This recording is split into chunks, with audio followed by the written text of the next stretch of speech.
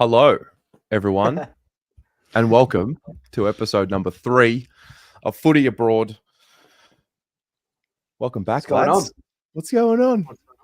Good evening. Good evening. It's very exciting.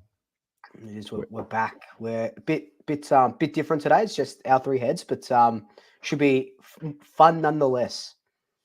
Absolutely. All winners, aren't we? We are all winners. It's a long season, so you don't want to get too caught up in the week to week. But yeah, thanks to everyone for being here. Really excited for tonight. This is becoming it's so different. I mean, for me personally, I love doing something that's not Carlton related. Not that I don't like talking about Carlton, but I'm sure you guys are the same. Like, you talk about your club so much, and to have a bit of an outlet is fun. So looking forward to tonight. Let's go around, say hello to our co-hosts, and boys, maybe you can say g'day, and like last week, give us just a summary of what's happening in your respective worlds. Jake, we'll start with you. Hello. Hey, mate. Hey, guys. Hey, viewers. Yeah, my week. Struggle Town. Saintly Struggle Town at the moment. But giving them the 1 week off. I'm giving them that one. And we'll see Friday night against Port. Good opportunity, good opposition, bogey team, chance to bounce back and just show something. I'm not going to look too much into Thursday night. What? I mean, you'll know more than what the two of us know. What do you like? What does it come down to? Because I thought you finished the week before strongly against the Giants. Yeah. I mean, part of that will merge into my topic of the week. So I might save it for that.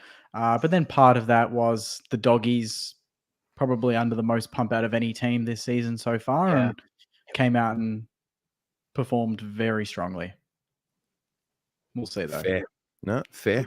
Hey, things change real quickly in footy. So I hope they do. Luke, what's going on and what's the story, mate? The Pies are back. Pies are back, but more importantly, Taylor Swift just released a double album, so I've been smashing that for the last few days.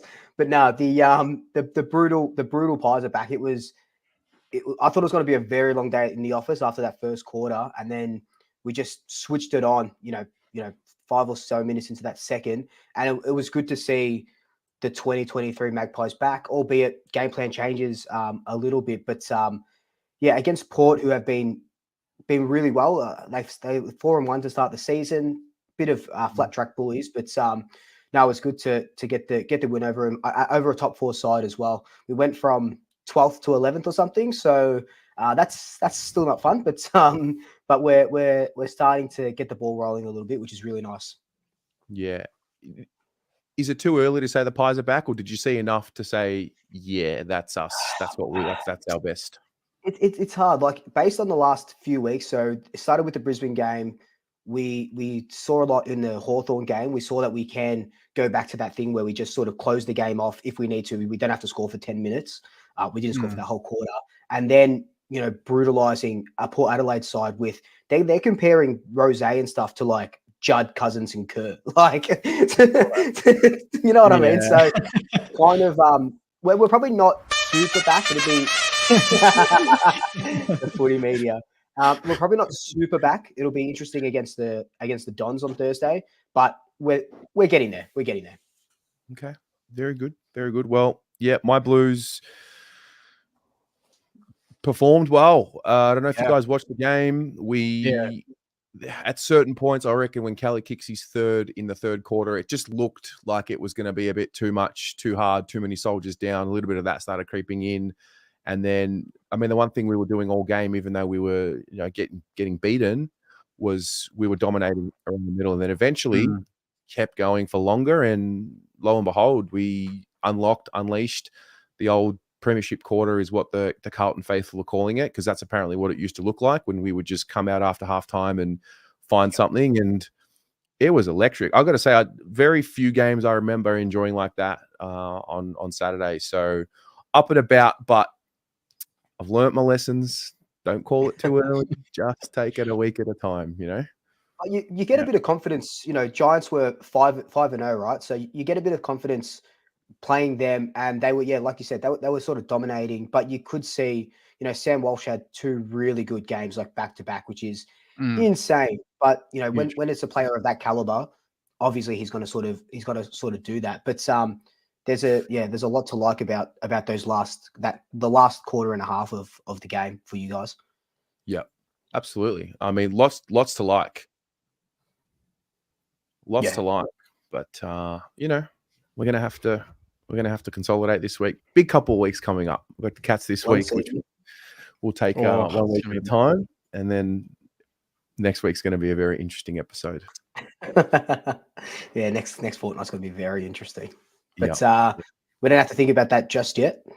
Yeah, Saints North next week too. That's huge. So massive show. Yeah, massive. All right, let's begin. So for those of you watching at home, obviously we don't have a fourth tonight. So what we're going to do is we're going to go through the usual run sheet. Each of us will bring up our topic / question of the week, theme of the week. We'll talk about it, discuss it. And then towards the end of the show, we're going to get you guys involved. So I'll put a link in the chat and then you can have an opportunity to come in, ask a question, bring up a theme or a topic. If you want to ask one of us a question, really about anything footy related, obviously, or not. We'll do like a little mini fan cam segment and get those of you involved. So, mate, lots of fun and games tonight. Come on. Let's go. Let's get into it. Who wants to start? Actually, Terry, you haven't started, right? I haven't started, but I'm happy to if you want me to. Mate? Yeah. Sure. I'm happy to start. So I've noticed it for a while. And I think it's becoming more and more of what happens after a habit becomes a lifestyle, right? It's just part of what you do. What I've noticed about anything that has got to do with like a reportable offense is that it seems to go through this. I mean, we wait for tribunal on Tuesdays generally, or Monday when they announce the sanctions for any action during a game. But it seems to always go through this trial by media first, and they dissect it during the game, halftime, three-quarter time, full time. Every show under the sun gets their opportunity to dissect the footage, slow it down. And I mean, coming from a legal background and knowing that our tribunal system is not based off the legal background, but it is influenced by the legal system that we have, I just wanted to know, is it right that any reportable offense goes through so many layers of trial by media? It almost builds the narrative before it even gets to tribunal. Yeah. And I don't know if that has an influence on the actual tribunal. I would assume the professionalism is there and the integrity is there. But what do you think about that? Matters getting spoken about so heavily before they go to an actual tribunal. That does not happen in a legal system. You're not allowed to talk about such things publicly before I go to trial. So what do you think? I've thought that for years. Yeah. Sorry to jump in, but I've thought that for years. Dan Butler last year, he got off, but when I think it was on Blakey, I think against the Swans, I can't remember who it might have been, but they crucified him for 24 or 48 hours. He got off in the end, but they're saying 3-4 weeks. And I thought, great. I knew that he should get off, but I was worried at the same time that it was back page. It was on AFL 360. Everyone was coming out and crucifying him. I thought that would actually influence and pressure the decision to be something that maybe it didn't deserve to be. Yeah. And we saw it a lot with, even I was going to mention the Braden Manor incident, but even the Toby Green incident that's going on at the moment. They're still sort of talking about it in the tribunal, like with, was it Jordan Boyd? Is that who he hit? He jumped up and obviously the head's a big thing at the moment, and that sort of action. But I reckon I saw that on like you said, Terry, I saw that on every single football show that I watched on Twitter, on Facebook, on Instagram. They'll slow it down. He's got 0.1 of a second to make a judgment, and it should be 3 weeks. And it's just, it's crazy. Someone in the chat said, should they do that? Should they do the tribunal like right after a match? Like it wouldn't be a bad idea.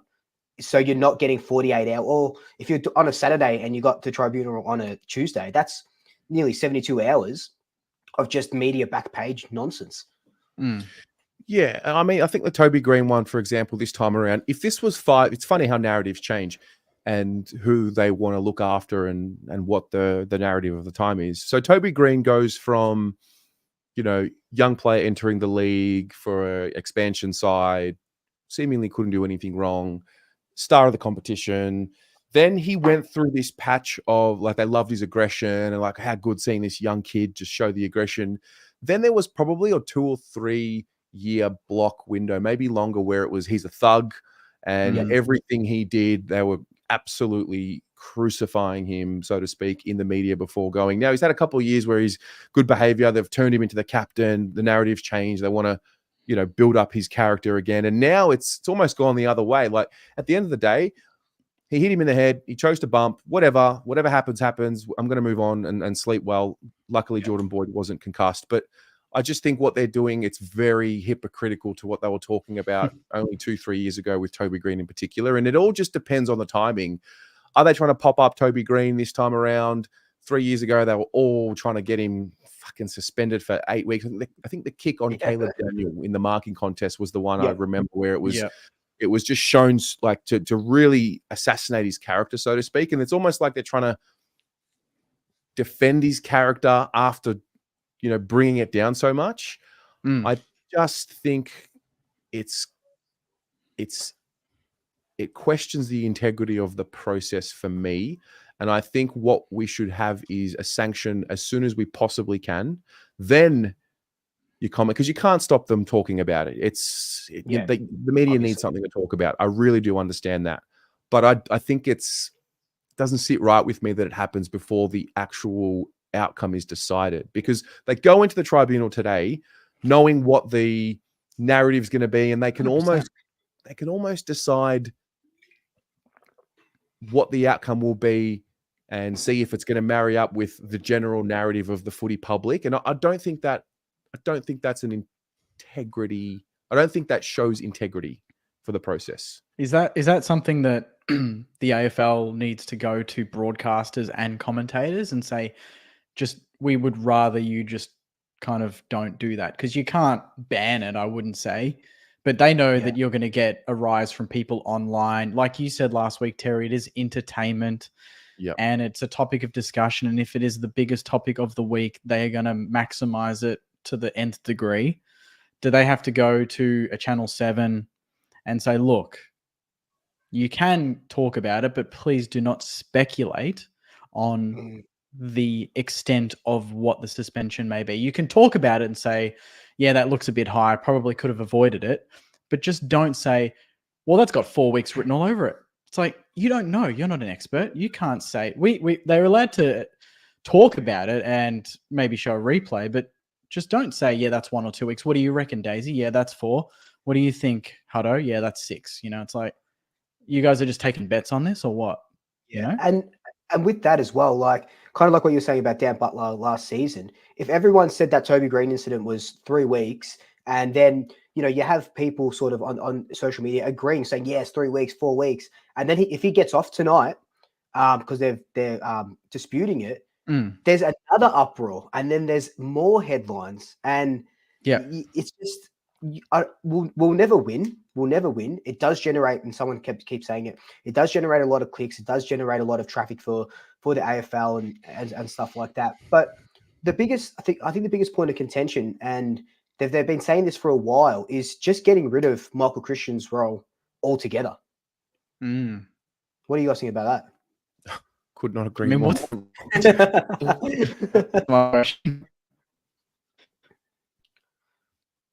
Yeah, I think my only suggestion for the solution is, and I don't know if this is feasible, but within 24 to 48 hours of a match having taken place, I mean, it's your job as the match review officer to look at these. Are they going along with their weekends and waiting till Monday to look at it? I would assume they're looking at it pretty much straight away. So I don't see why we can't get an initial finding within 24. Let's just even push it out to 48 hours. And then I think some sort of a directive to say, I just think we've gone too far into the trial by media before it goes to trial by tribunal. And, you know, you get to halftime. I mean, whatever the incident we're talking about, if it's before the half, you just know John Ralph's going to go up there. He's going to say, oh, it's you know, careless, medium impact, blah, blah, blah. He's looking at 4 weeks. Well, is he? How do you know? Yeah, no, I agree. I would love something, and we've just lost Jake for a second, but I'd love something 48 hours straight after. It just kind of makes sense, really. Like it needs to be straight away. So you stop that. You're not elongating it. It happens on a Thursday night. You have to wait till Tuesday to go to the tribunal because you want to. It's just a little bit stupid, to be honest. I just had to go and just search what Michael Christian's role was. Sorry. Yeah. That's right. See what he's up to.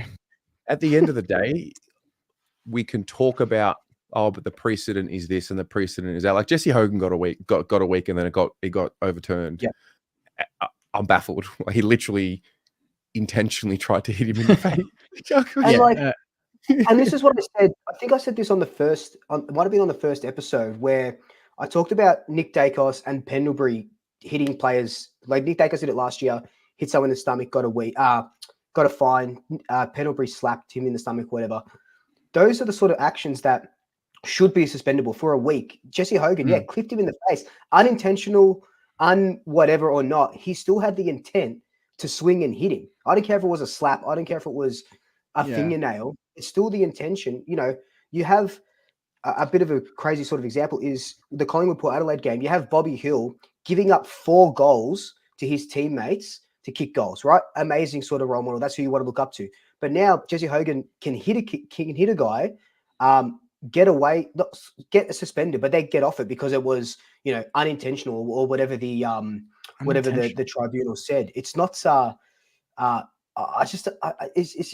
It's not even a grey area. You get someone in the head, you get someone in the face. It should be a week. If they're as serious as they are about concussion and head injuries, it's never, you could never get off that sort of thing. Yeah. I think the reality is there is no such, I mean, they almost try and pose as if there is the use of precedent. They make it up on the fly. There are so many, many factors at the time. I mean, Cripps, for example, Brownlow contention late in the season, any other week, maybe earlier in the year, he might have got suspended, and he almost did. Like that was a complete saga. That was a back and forth. Finals was on the line, etc., etc. Not trying to be a conspiracy theorist here, but it just reeks of we're making it up on the fly as we go. And we're seeing what the circumstances are around the individual player. And there is such thing as a superstar rule. It happens in every sport, and they're the superstars for a reason. So 100%. And we saw it the other week with was it? I always get him confused. It was either Rose or Butters for Port. I think it was. Was it Rose? And whoever was one of the favorites for the Brownlow. That action was suspendable last week, or I think there was another action that was really similar to it that got suspended, and he didn't. It's like even David King came out and said it. He said, "Are you he's in Brownlow contention, so he's got the favor of that he can get off." But that's 1 to 2 weeks based on everything that we've seen already this season, and we're only 6 rounds in. Well, when was the last time we had a Brownlow where one of the favorites was suspended that couldn't win it? Think of one. Was Sam Mitchell? No, he wasn't. I don't think he was top, but I'm pretty sure Sam Mitchell at one point. I don't know, but I can't really remember. I think so, but I could have just been making that up. Like I talk a lot of shit, so I could just like most years, the top 5 or 6 are pretty much in contention, aren't they? Yeah. Well, then it opens up the question. I mean, should suspension not count in the Brownlow? Well, that's another can of worms. Maybe that's for next week. I'll hold on to that one. It doesn't count. It doesn't count in the Lee Matthews MVP award, does it? No. So it's just the Brownlow. Coleman, imagine Coleman medalist. You can't win it if you've been suspended. So I just think we're teetering on a really dangerous scale here, and I think it's become more relevant in the last few years on the broadcast, where we really put these incidents through trial by media before they go through the tribunal. And I think, at the end of the day, the AFL runs in parallel with the administrative law of the country and the way it runs. And I just think it's a red flag. The process has a bit of a red flag with all this commentary before it gets heard. And I think we can fix it pretty quickly by give the week or 2 weeks, whatever, within 24 to 48 hours of the game, and then go for your life, because it's hard to stop the conversation. I get it. Yeah. Yep. And is that just commentary, Terry, or are you saying even online, like 7AFL on their Instagram posting the replay 4 times in slow-mo, comments on, is that fine? That's the other thing as well. Like, these are the major sponsors of the league. Like, it's inconsistent with the process. It really is, when you've got AFL's own media posting about it before it even, I don't know, before it even gets a sanction. I just think there's a bit of an inconsistency. Yeah. And even articles on their own website as well do the exact same thing. Yeah. Do the exact same thing. Yeah, it's no, I agree with you. And if this is like, you were, doing law and stuff, if this is that that doesn't happen, the trial gets nixed if this sort of goes out to the public, and the jurors get all their sort of information from the media and stuff, doesn't it? Or, Yeah, or thereabouts. You'll notice when you see incidents, like, you'll see the word alleged. Someone allegedly did this. And the reason is because you can't publish that before it goes before a trial and before it's determined in a court. And I don't see why this should be much different. So, I agree. Having said that, I understand the league is grey, and the league is not, it's not black and white. There is no such thing as a strict and consistent process, because society standards change from year to year. And also new things happen, like the recent studies into concussion and things like that. And that's affected the way that we adjudicate the game. So definitely. Yeah, that was what's on my mind this week, boys. Good one. That one could, we could go on with that one. I mean, to be honest, we can go on with all of them. They make up a lot of stuff, don't they? The AFL as they go. It's all on the fly. It's all on the fly. Yeah. All right. Jakey? Yeah. Well, speaking of making things up, the AFL fixture, and this was a topic of discussion post-game for me from Thursday, but it's interesting that over the last 24 hours, it's suddenly got a bit of attention, thanks to Craig McRae. So I've had a few points anyway on just, and I think the opening round has had a great effect on this, by the way. I think that's kind of thrown the fixture into a bit more chaos than it usually is. Just to give you some quick stats, Collingwood opening round to round 2, they played 3 games in 12 days. The third game, they looked pretty cooked. We beat them. The Dogs round 3 to 5, 3 games in 13 days. The last game being against the Bombers, they looked uncharacteristic, lost comfortably. Saints round 4 to 6, 3 games in 11 days, 2 of which interstate, back to back. Looked cooked, got smashed. Not saying that's an excuse, but that is definitely a factor. Yep. GWS round 4 to 6, 3 games in 13 days travel, play the Blues. Looked pretty gassed in the second half, to be honest. Not saying that, not taking anything away from the Blues, obviously, played the better football, but there would be a factor there. I feel like, are we asking too much of athletes? 4 days to recover. And that's just one part of it. In that time, the VFL had 2 buys, or at least Sandy had 2 buys. So you can't even get legs into players that are recovering from injury to rotate the squad. You basically have to play the same squad every week because there's not enough time and there's not enough VFL minutes to get players back in to then get fresh legs for these quick turnarounds. So we couldn't do that last week because there was no VFL. And then, Craig McRae kind of alluded to that yesterday and talking about the AFL the fixture will never be fair when Collingwood gets 14 MCG games. And that's not including Marvel. We're not even talking about that. But then on the flip side, people will argue and say, well, the majority of teams are in Melbourne. So of course, interstate have to travel more because there's more teams in Melbourne. Therefore, they have to come to Melbourne more times than Melbourne teams have to go to them. Right? Yep.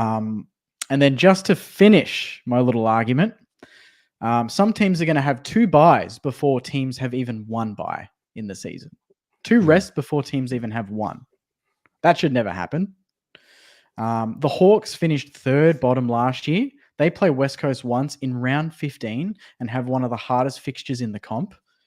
How how is that even fair? And then lastly, my last point on the fixture, the AFL announcing fixtures later in the year.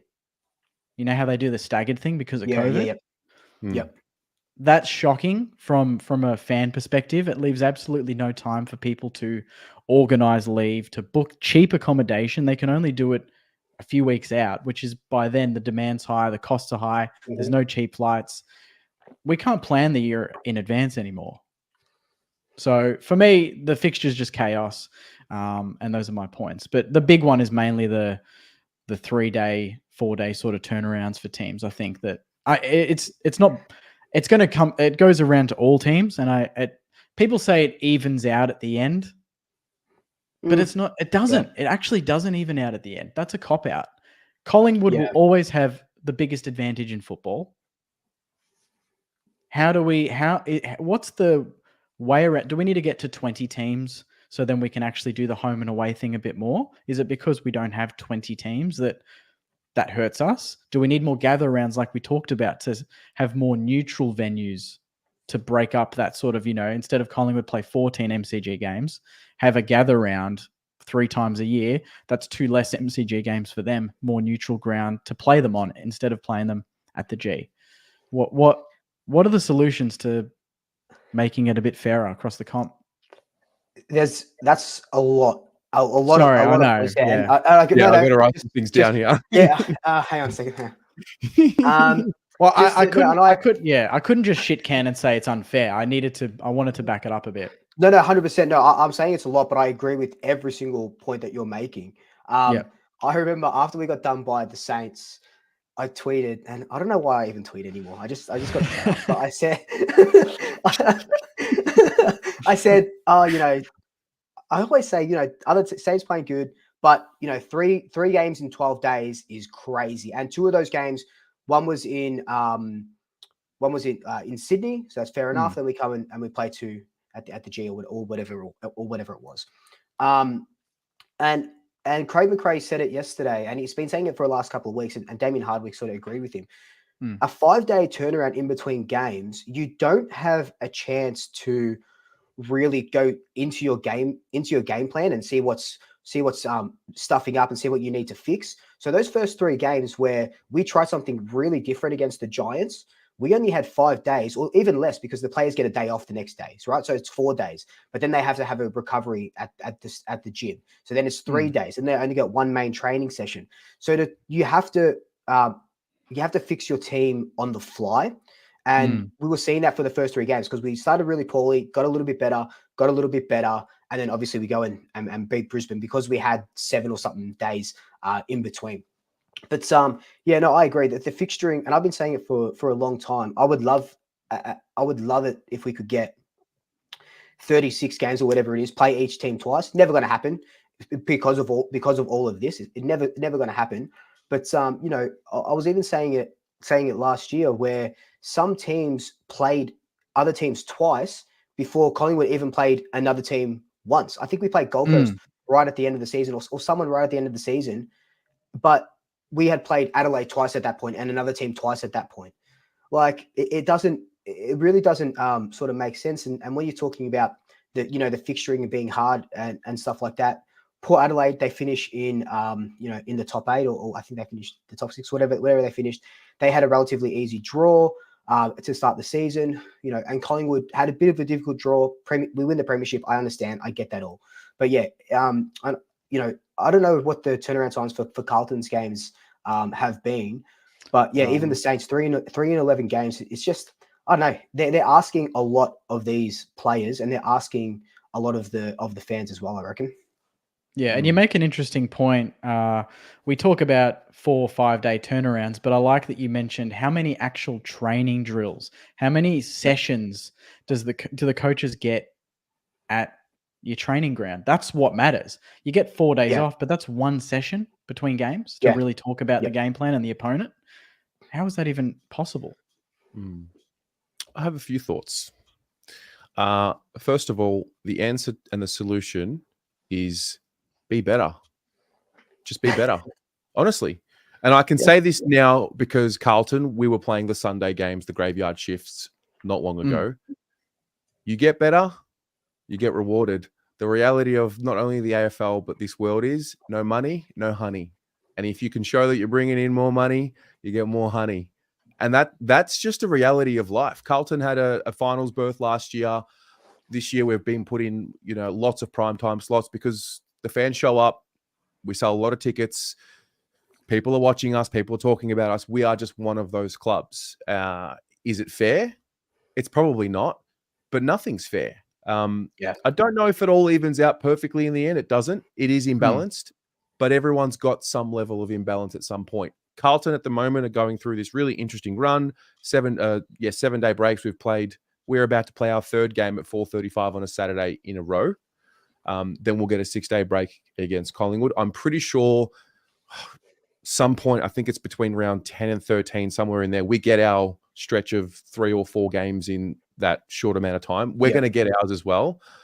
I think it's just one of those things. And I think that's what makes a premiership so special, because the team that has to go through all the bullshit, all the trials and tribulations, all the challenges for different reasons, really earns a premiership. I mean, Brisbane, such a great team during the season. They don't play many games at the MCG. Is it fair? It's not, but it's also unfair that they get to play so many games at such a home ground advantage. Geelong, the same. But if the MCG, it's just one of those things. It's so imbalanced. It is. And is there such thing as a fair and equitable competition? Because we moved to the MCG and Marvel for Melbourne games. We don't have our local grounds anymore. We didn't keep investing in that.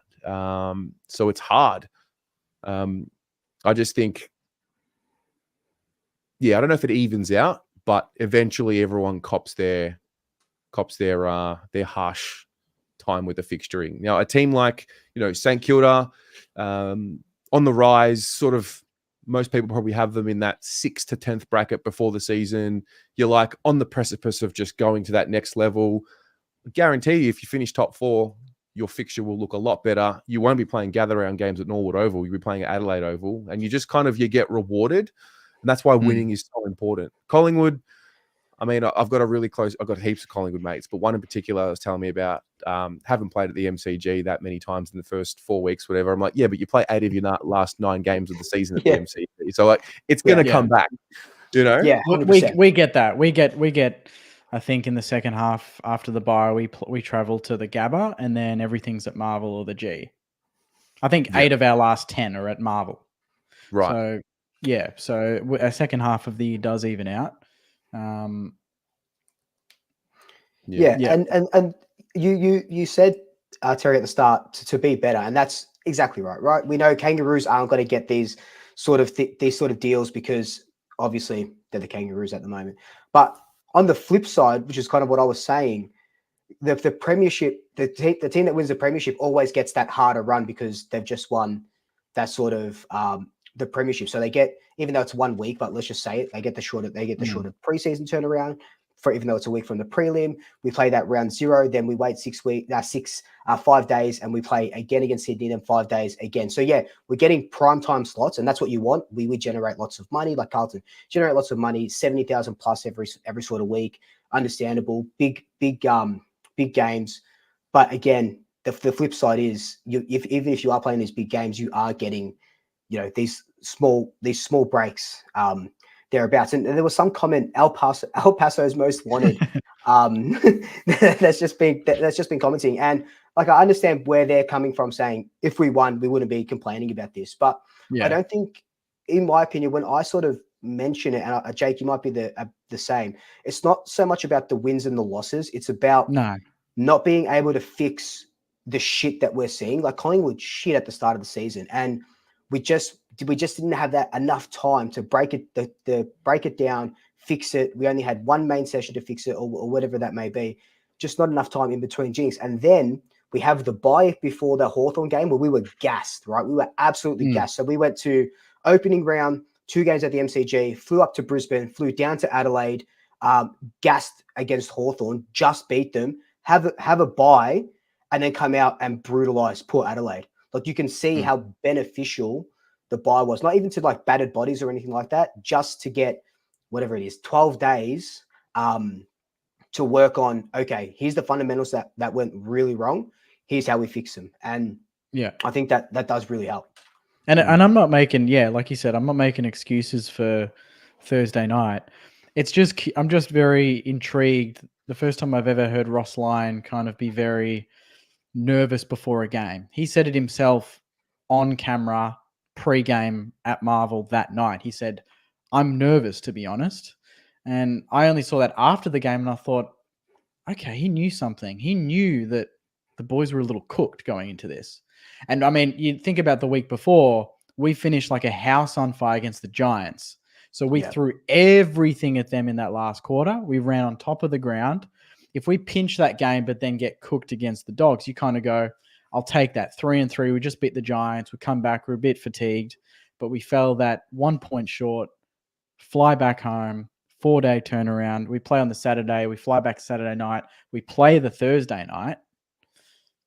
And then you show up like that. So, I mean, you're right. Be better. And I've always been that case. I've always said it doesn't matter. I don't like to use excuses. But how many, like, the facts are there. If you play 3 games in under 14 days, so far, every team has lost. Yeah. Is that a coincidence? I don't think so. Do you think it's because we are really pushing for these Thursday games every week, which I love Thursday footy. Yeah. I love Thursday footy because I just too. love more footy.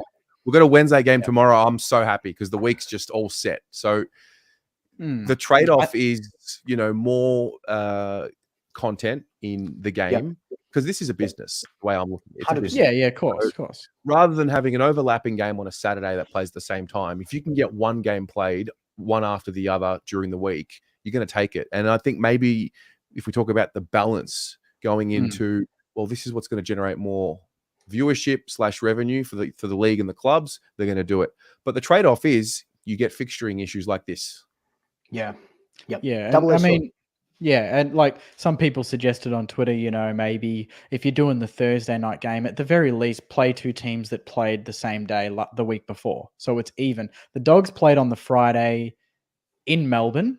We played on the Saturday in Canberra. And then you put us both on the Thursday. It's like pick a team that's on the Saturday. There are other games and then put it on the Thursday night. So at least we both get the 5 days or whatever it is. And then at least on that level, it's even, but at the end of the day, I'm sure it's not an excuse for losing, but it's, I just thought it was interesting. It's a factor though. Yeah. The president came out as well and actually sent a letter to the members and almost reiterated, we're on a journey and it's not just about this year. Get to the game. We need you there. The players need you there. And I'm like, round five, we're sending the president sending a members sort of email. Very interesting. And then Ross says what he does. I'm like, I think they wanted to kind of try and soften the blow. They kind of expected something like that, which I've never seen before in my time. Yeah. Yeah. The life lesson. No money. Clearly, there's no money. Put it on a money, t-shirt. no honey. I'm telling you, no money, no honey. I mean, we've played 2 Thursday nights in 6 weeks, so I can't be too upset about that. We've won 1, we've lost 1, and now we back it up with a Friday night, so we've got prime time again. Baby. Prime time says footy, mate. Let's go. Against Port. Actually, fun fact, this is how messed up the fixture is. At least this is one thing they got consistent. This is the 3rd time, our 3rd year in a row we've played Port Adelaide in round 7. First time, I think, in 45. First time in 40 to 50 years that the same teams, the same time of season are playing each other. Fun fact. That's a deep cut fact. That's crazy. Yeah, I saw that somewhere. Doesn't add any value to this topic, but I thought but it's good. It's a good fact though. One of the most fascinating things when I talk to people who are not from this country about this league and about one of the common themes, if I'm talking to people who work in sports clubs, the first thing they say is they don't understand why we have so many Melbourne teams that play their home games at 2 stadiums and like, why don't we have our own stadium? Like they are mind blown by the fact that we went away from our suburban grounds. It would have been so cool. It's too late, isn't it? It's too late, right? Heaps late. But I would love. I think the council, Yarra City Council, I think it is, own Vic Park. But I would love that. Just a 50,000, not even 45,000 boutique stadium. Only play Gold Coast there. Only play fucking the Giants and the games that are not going to get more than 40,000 at the MCG, and just pack it out. Like how nuts would it be? Like like Waverley, like Icon kind of does it, but then they've got that big sort of thing there, so they can't really do that anymore. But Icon, they do it well for the AFLW, and it'll just be. And you were saying it, Jake, the other day about RSEA. Like it'll just be, and use the MCG for the marquee games, obviously. But Collingwood and Saints shouldn't be at the MCG if they're only going to get 50,000. Should be at a small boutique. Vic Park, RSEA would be. That's another topic, but that would be insane. Would you prefer that? I mean, Luke, I'm assuming you like playing at the MCG. Yeah, Jake, but I'd love my own stadium. Yeah. Okay. Jake, would you prefer to play the Pies, for example, at the G?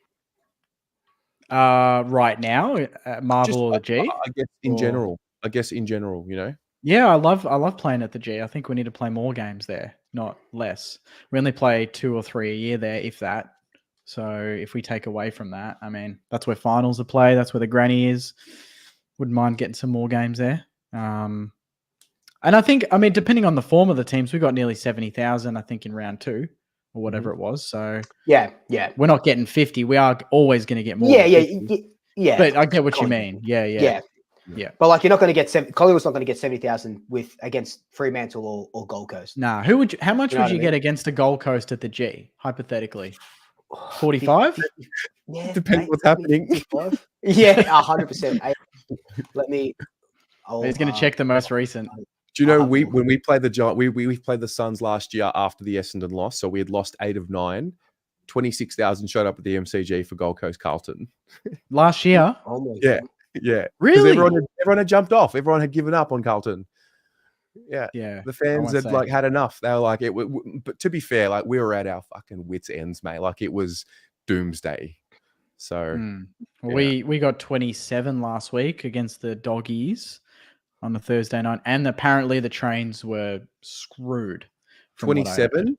27, and the trains were screwed. So a lot of people didn't get to the game. So I reckon they probably would have got 30, but I still think that's not a win. Two Melbourne teams on a Thursday night. Are you joking? I agree. I think we're getting 40. We had 46 at Marvel against the Crows. We had just over 40 against the Giants just now. That's great. You've got to be pushing over 40 in order to, because the next deal's, or for us, our agreement with the MCG. I don't know if that's everyone's in the same timeline, but our agreement with the MCG is coming up at the end of this year. So we need to get 40 plus minimum at every Marvel game in order to even try and get an extra MCG game next year. Yeah, I'm still surprised the MCG is not your home ground, to be honest. I mean, it is for 6 games. We have a split. I think it's 6 and 5, Okay. Yeah. So, yeah. Also, one more thing. Also about the you mentioned the fixture, how we do like the floating fixture. Again, it's. Would you rather have the fixture? I do take your point. You want to be able to plan your year from the beginning. Would you rather know the fixture from the very beginning, or if you know where the season's going and you know that there are dead rubbers that are going to be, you want to prevent dead rubbers is what I'm trying to say. I actually don't mind the fact that we get an opportunity as a league at the midway point of the year to schedule certain games at certain grounds when you kind of know finals contention is going to be there. I think it's unique. I don't mind it too much, but maybe because Carlton are a better team now, and maybe that's better. Yeah, I think there's a bit of that, but also I just miss the days 15 years ago. You'd get the magnet, you put it on the fridge, you're like, that's the bloody year. Let's go. It doesn't matter, dead rubbers. Back then, did we really give a shit about dead rubbers? Honestly, footy was footy. You go every week, you turn up, you support your team. It's not picking and choosing. Oh, they're going well, let's piss them off. Let's put them Thursday. It's like, no, let's lock them all in now. Season is what it is. But, winner takes all. Just leave it. Like, I get that some parts are curated and it's a business, but leave a little bit off. Just don't need to control everything. They control every layer of it. We talk about the tribunal. We talk about TV, commentary. We talk about the fixture. Some of it, just leave it alone. The rules, they can't leave those alone. Can we leave something alone? The fixture. I think it's a pretty easy one. Have any of you guys actually watched that? How they make the fixture with that Canadian dude? I haven't seen it yet. Yeah, I haven't seen it. Nah. After this, I'm going to go make a coffee. I'm going to jump on the couch and I'm going to watch it because now I'm so interested to how this Canadian guy does the fixturing. It's algorithm. It's an auto generator. Put the team names in and hit a button. But Norwood, what is that? All right. There's so many inputs. There's so many variables. Like Carlton, for example, we know that we play Collingwood, Essendon, or Richmond, at least one or two of them twice a year. Like you kind of have to. It's just kind of, it's just the way it goes. In particular, this year, both teams going pretty well. You want 2 Collingwood Carlton games. Is it fair? It's not. But 90,000 people at the MCG, like the AFL's not saying no. I don't think we've played Adelaide. I don't think we've played Adelaide at Marvel since 2021 or something. Wow. Like that shouldn't happen, right? We always go to Adelaide Oval and play there, and we always lose. So I wish they changed that a little bit, but it's just like there's certain fixtures. We hadn't played the Saints. We hadn't played Sydney since 2014 at the MCG. It was always up in Sydney until last year. Last year was the first game in like 10 years or something crazy like that. That we played him at the MCG. So it is the fixturing is. It's because they want to grow the game over there, and they know you've got fans there, so they're never going to take that population and bring it here when they can fly up. Yeah, exactly. I mean, I think also when it comes to before things happen. So, for example, gather round, opening round, we're all complaining about it. Absolute farce. Did we show up? Absolutely, the fans showed up. Did. We're suckers, man. We're suckers. So we'll always find a way. The fans will always find a way to get there. Eventually. I still hate opening round. I think that's a terrible idea. You start the season early and you make everyone play. I don't care. Like it's so weird that you split it in half. Then you've got to buy round 1, and then some teams play 2 games before we even play a game. I just think it's all over the joint. Yeah. Fair. Yeah. Agreed. Very Jake's rant over. Thanks for listening, boys.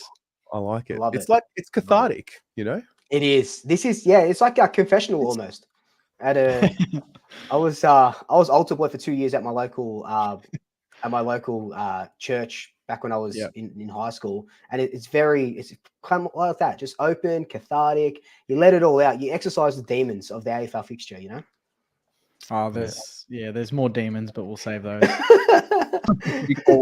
We call that the fan cams that blew abroad after a couple. Yeah.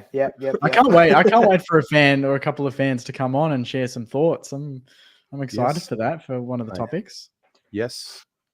So guys, just a reminder, in about 20 or so, 30 or so minutes, we're going to put a link in the chat and you're going to get a chance to come in and ask a question. So you'll get one question. So have it prepared, nice and efficient, and we'll go from there.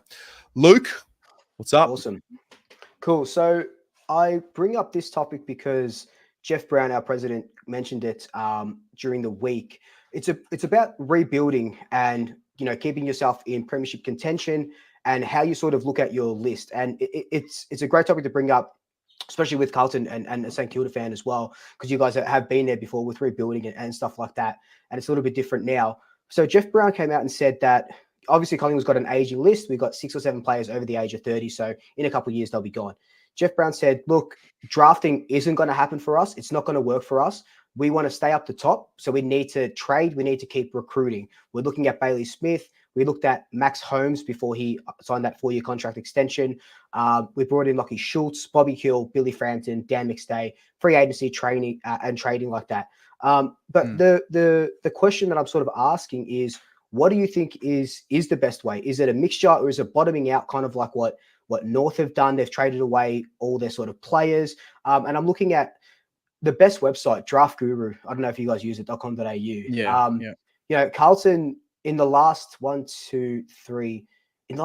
or we'll say 4 years since 2020, you bring in Fogarty, Sard, Williams from trades, let's say, in the free agent, Adam Chera, Lewis Young, George Hewitt, Akers, and then Elijah Hollins and Fantasia this trade period. So there's a lot of mature age talent coming in because you've already got your draft picks, and now you want to keep in that sort of contention. And the Saints are kind of a little bit different. You bring in Dow and Henry.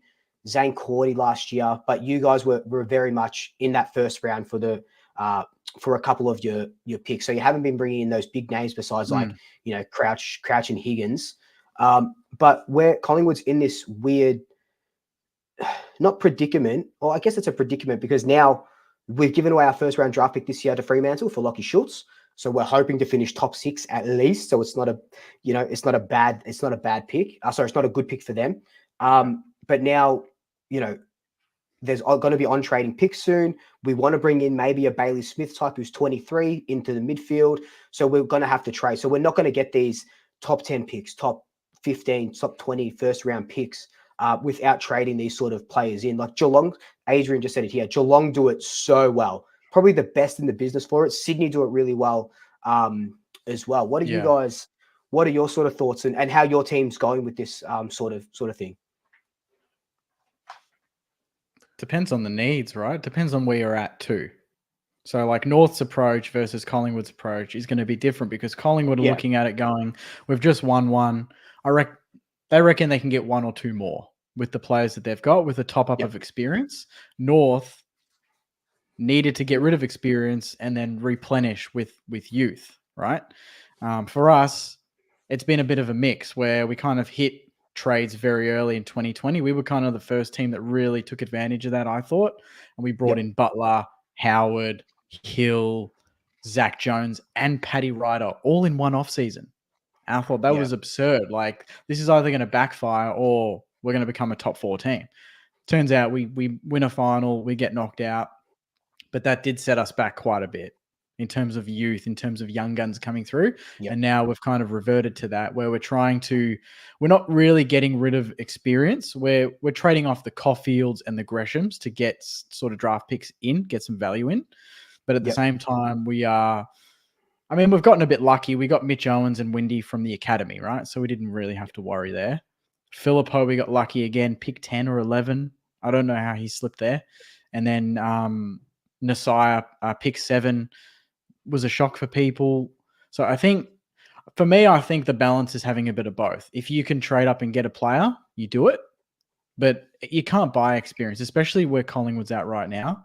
If you're close enough to the flag to go back to back, doing what they're doing, I think is the right call. Yeah, you definitely have to sort of top up. Yeah. I have lived through and watched both ends of the spectrum. I've watched us, if I go to 2005, 6, 7, 3 number 1 draft picks in a row, then we get Judd in 08, big trade. I think you can have all the best draft picks in the world, but if your culture and your club is not aligned, it doesn't matter. And I think that's what Carlton suffered with for too long. I'm now watching Carlton. Luke, to be honest, to hear you list those names in a positive manner about Carlton, that's new to me. Like, we now go and get players for need, like Akers on the wing. We needed a wingman. Like, he's a really good player for our system. Hewitt, like, these are not household names. Carlton's traditionally been the kind of club. We get to off season, big name. Are we going to get Papley? Are we going to get Shield? Are we going to get, that's kind of been where we were. Now we built the spine. A lot of pain. And I think in a few years when, hopefully we win a few flags, one would be nice, but a couple would be even better. I think what we're going to see is the conversation go to, it's not fair. Carlton got all these draft picks, Charlie Kerner, Harry Mackay, Jacob Wiedering in one draft, but they're going to forget really quickly that for the first 7 years of all of their careers, the club's culture wasn't good enough. And they were all injured, weren't they? Like Kerno, what was it, 3 years on the sidelines as well? Yeah. And that's the other thing as well. Like, you could make really good moves and they get injured. And, like West Coast, for example, they win the flag in 18. They're probably thinking, list is in pretty good shape, got a really great elite ruckman, good players around.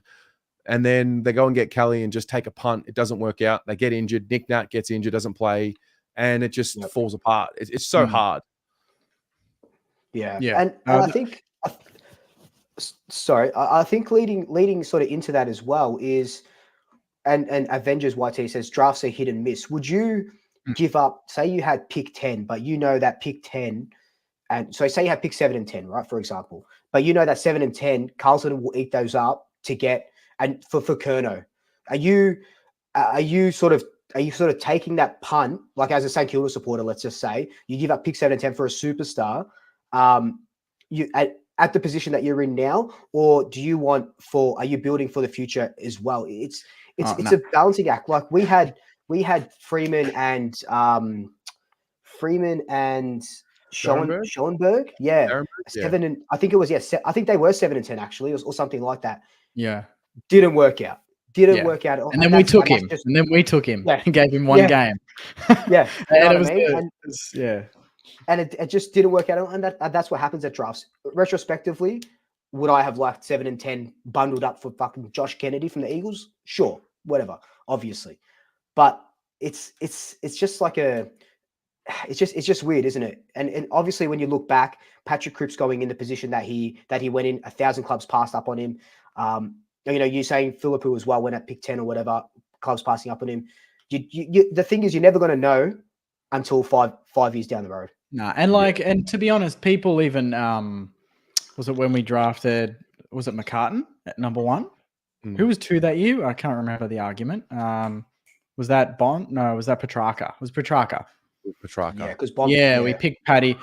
Yes, it was terrible, but it's funny. You go back and read all the articles, and they were pumping up Paddy like he was the clear number 1 that year. So we picked what most probably would have picked. Do you know what I mean? But we get a lot of shit on it now because obviously Paddy, to be fair, he went to Sydney and could have won a flag, to be honest, with his brother. Yeah. That would have been a great story for the AFL, but wasn't to be. And then, obviously track is Brownlow contention pretty much every year because he's an absolute freak. But if, going back to what you said before, the 2 picks for a superstar, I'd absolutely do that right now. I would absolutely give up 2 top 10 picks for a superstar, given where we're at, because when you think St Kilda, you think, oh, they're pretty good, but they don't really have a lot of stars. I would get a star in a second. We're 2 or 3 guns away from being a very good team. I think. Yeah. I mean, I think you guys have drafted the Guns, the Saints. I watch them now, and I think for the first time ever, to be honest, since you were playing in Grannies, I'm now looking at these ones coming through. I'm like, oh God, like they're actually going to be stars when they get 4 or 5 more preseasons under their belt. But remember, Harley Reid, the Harley Reid example. So North, people are saying, you won a game and you shouldn't have won the game. You should have tanked. But Harley Reid's going to be a really good player. He's going to be a star. We've seen it. Awesome. But for North, I mean, you got 18 players on the field. They had 3 picks in the top 10. I think in the long run, I'd be really interested to see how that one plays out when they get 3 top 10 picks that are all showing good signs early. It's way too early to tell if they're going to be stars. I think some of them have already shown some really good signs. But to get 3 players in a draft over 1 player in a draft, I mean, how many times does 1 player actually make a difference? Dusty's probably 1, fair. But how many times does 1 player really make a difference? As opposed to 3? I mean, it's hard because you look at games and it looked like, Petrarca, his game in was it 2021 grand final? Against the Doggies, when he went berserk. He lifted, but then everyone lifted with him. So it's the example that these big time players will set. So Harley Reid in 5 years' time, he'll kick 2 clutch goals in a third quarter, but then the whole team will lift and they'll go with him. The thing is, I'm curious with the North boys is they are top 10 picks, but it's the type of player you get to and whether they thrive with the attention on them. Harley Reid loves the fact that the camera's on him all the time. So he's going to live up to this expectation. He's going to be bigger than life, grander than life. Players that go pick 7, 8, 9, 10, a lot of the drafts, we forget. We don't even remember their names. Do you know what I mean? The top 5, you always remember. And I think that's based on the personality of a lot of these top draft picks. They're born for those moments. So North, not getting him, but getting 3 others, are they going to be those same type of player? Are they going to be able to take a game by the scruff of the neck and lift like maybe a Harley Reid could do? Is that more valuable than just 3 players getting 25 possessions and kind of not impacting the game as much? Yeah. So many factors. And that's kind of like the Horn Francis sort of debate as well, isn't it? About him, about North Melbourne not bidding on Nick Dacos because they wanted Horn Francis to be that number 1 pick because he wanted to be that number 1 pick. And they look, in retrospect, if I was the Roos on that day, I would have made the Pies pay out of their nose for Nick Dacos. Irrespective of if Hornfront, we're going to pick him anyway. We'll pick him at number 2. I would have made them trade so many of their picks to get enough points that they needed. And he goes pick 4. Like, obviously that's a steal for us. That's awesome for us. But I would have, but again, it's that who wants to thrive on that number 1, and they want, and Horn Francis really wanted that number 1 tag. And now he's doing it at Port Adelaide, which is amazing for him. Getting out of the limelight, he's doing it so well, and he'll be really good. But it's it's a good little thing to sort of look back on in 5 years. Yeah, and you mentioned Sydney and Geelong, they do it so well because of the culture that they've built pretty much over the last 20 years. It's unmatched in this space. You look at West Coast and then you look at North Melbourne. They polar opposites, where North have gotten rid of all that experience, all this youth. You can get all the top 10 draft picks in the world, but if they're coming into an environment where there's not a 250, 300 gamer that puts them under their shoulder and goes, let's go, I'll show you the standards that you need to meet for the whole career. Look at West Coast. They do have a lot of experience still. Elliot Yo's come back and he's leading from the front. He's looking good. They've still got some of these guys on every line. Barras, they've got all these players that have been around. Harley Reid can come in. They can draft. Who'd they get? Was it Elijah Hewitt as well? He looks pretty good. I think that's him. Are we looking at that as an example of like the Geelong Sydney mold to a lesser extent for West Coast? Obviously, they've kept the experience, drafted him versus North, who have drafted youngsters but have no experience. Yeah. That was the chicken and the egg discussion for Carlton for many years up until last year, because Murphy, Gibbs, Cruiser on the out, they never really were taught how to win, or they were just really talented players. Cruiser was very injured, and then there was this cycle because Cripps had come through. He was learning off guys who didn't know any better about winning, and then Walsh came through, and then I started fearing that we're just going to keep rotating these talented kids that are going to come into the environment that has no idea about winning. We were talking about bringing Luke Hodge, bring in premiership players from Richmond, because you want to build the standards. And there's so many elements. You got to draft the right kid with the right attitude that fits your culture. Your culture's got to be tip top. Your development program's got to be tip top. You got to be aligned from board level fans to play. It's so hard, Yeah. Brisbane did that. Brisbane went from bottom 4 to top 4 over the course of 2018 to 2019. And then I feel like there's no coincidence. They went for Luke Hodge, didn't they? Or was it Luke Hodge? Luke Hodge. They got Gunston as well. They got all these experienced heads in. And I think it was because they're like, great, we've skyrocketed from top to bottom, but only a year ago we were getting pantsed every week. We need that experience. We need that level head. People that have actually gone and won premierships in the 4 walls so that we don't lose the plot here. I feel like West Coast, North Melbourne wouldn't hurt to look around and, get a few experienced heads in the off season if they can. Yeah. Spencer, he Druzy. Is he all right? He'll be back. Welfare check. Not this week. Yeah. Some of us turn up after a bad performance, but not all of us, sadly. I have another Can I have another question? Just a real quick one. We spoke about it in the group chat. What was a review or a show that you guys have done in your experience now in your careers where it was a bad loss and you were really like not looking forward to it, or was it really hurt you and you're like, I don't think I can do this? Has there ever been anything like that for you? Any game like that? It was that. It was for me, the hardest one, just off the top of my head without sort of really thinking, would have had to be that second Carlton one where Walsh kicked that goal in that last quarter. And we got done by. Was that 2021? I want to say lockdown. Yeah, lockdown. That was mainly because I went on with Pom and watched that, but that was that was really hard to sort of back up. Right at the end of the season, it's like, what else can I say? Like we played shit, and from the start of doing the channel, I was always like, and Dad always told me, look, if we play shit, you got to find positives. But I was like, there ain't any bloody positives in that game. Let me tell you, it was just, and it just had to be a Carlton loss as well. But yeah, they're always hard. Anything after like a Carlton loss, an Essendon loss, probably just those two that you really feel. Jake, Jeez, last week. yeah, no, mine would be. I don't know if I'm frozen or whatnot, but mine was 2021, I reckon. No, it would have been 20, maybe a bit later than that, but it was the Doggies and we lost by 111. That was a tough one. Oh wow. Jesus. That was a tough one. Yeah. When that was the first time where people are like telling me not to do the review, to just go home and sleep. Yeah. They're like, mate. Far out. Last week was similar too, actually. They're like, nah, don't worry about it. What's there to review? And then I do a 25-minute review and they're like, mate, how'd you do that?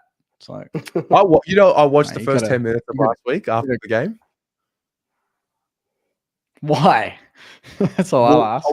Well, because I was watching the game, and obviously I'm with you now every week, so I'm hearing the Saints' perspective, and I was like, "What the fuck happened?" Like, and also it made me feel human a little bit. It's like, oh, like there's something about. I know that when we lose bad, so many more viewers on fan cams because opposition fans, they love watching us melt down. They love it. It's just the best, and it just came from a place of. Like I felt what you would do. Like I felt it. I've felt it for a long time. Bad losses, but that Collingwood loss, 2022. Yeah, it was one of the few times. It stands on its own because I'll never forget walking from the MCG to Richmond Station.